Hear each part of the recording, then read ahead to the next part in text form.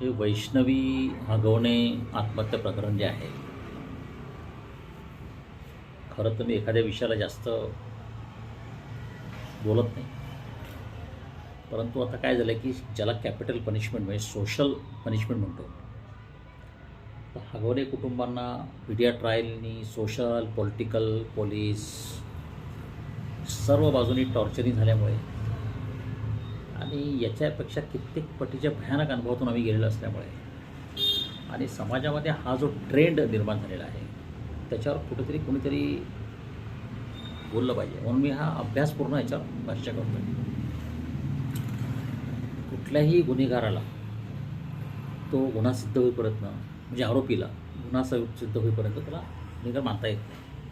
हा साधा common sense आपल्या अंजलीताई दमानिया, रोहिणी खडसे, ज्यांनी आरोप केला ते फिर्यादी कुटुंब, यांना साधी गोष्ट कळत नाही, किंवा सरकार, राजकीय नेते.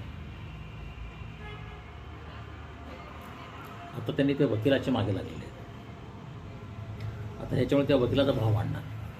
पहिली गोष्ट, त्या वकिलाचं बोलणं मी ऐकलं, तो एकदम म्हणजे बेरकी पोचलेला व्यवस्थित वकील आहे. म्हणजे तो निडर त्याचा भाव वाढणार. आता अंजलीताई दमानिया म्हणले की वकिलाची सनद रद्द करा. मग दुसऱ्या एका चॅनल दाखवलं की रोहिणी खडसे यांनी त्या वकिलाला खूप झापलं. आता न्यूज चॅनलच्या लोकांना कळत नाही की असं वकिलाला झापलं, त्याची सनद रद्द केली, असं होत नाही. हो, म्हणजे हा पोरकटपणा आहे. आणि त्याच्यामुळे वकिलाची इमेज, म्हणजे तो वकील आता पॉप्युलर होणार. बरं, आता त्या वैष्णवीच्या वडिलांनी एक प्रेस कॉन्फरन्स घेतली का, आता वकिलांनी वैष्णवीचं चारित्र्य हनन केलं असं म्हणून. मग चारित्र्य हनन झालं की नाही याच्यावर मुंबई तकच्या एका पत्रकाराने सांगितलं, मी तेव्हा कोर्टात होतो आणि मी असा फॉरेन्सिक रिपोर्ट काढला आहे, मेडिकल रिपोर्ट काढला आहे, तिला मारहाण झाली की नाही वगैरे वगैरे.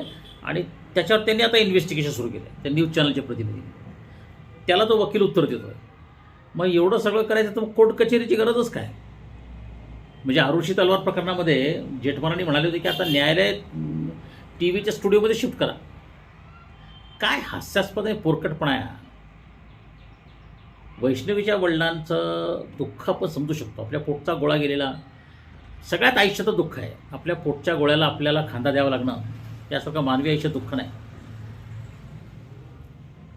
पण त्यांनी जी प्रेस कॉन्फरन्स घेतली ना, त्यांनी सगळं चारित्र्य हनन वगैरे सगळं, म्हणजे याच्यामध्ये ना हगवणे कुटुंब आणि कसपटे कुटुंब यांच्यामध्ये ना दोन गंभीर चुकांचे झालेले आहेत.